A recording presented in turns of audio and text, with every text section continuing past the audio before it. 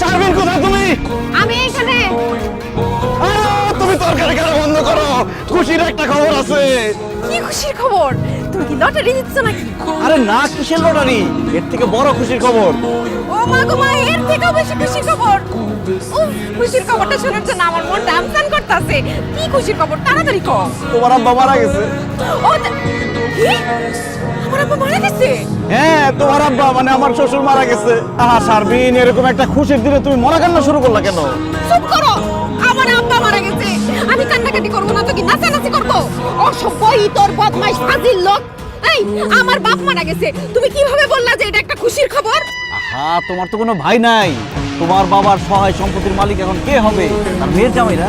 আর একজন মেয়ের জামাই হিসেবে এটা আমার জন্য খুশির খবর না? ওরে আল্লাহ, কত বড় স্বার্থপর। আমার আব্বা মরে গেছে আর সে আছে সম্পত্তি লইয়া। আমি এতদিন এই দিনটার অপেক্ষায় ছিলাম যে কবে তোমার বাবার সহায় সম্পত্তির মালিক হবো আমি। আরে সেই মহেন্দ্রক্ষণ চলে আসছে, আমার যে কি খুশি লাগতেছে।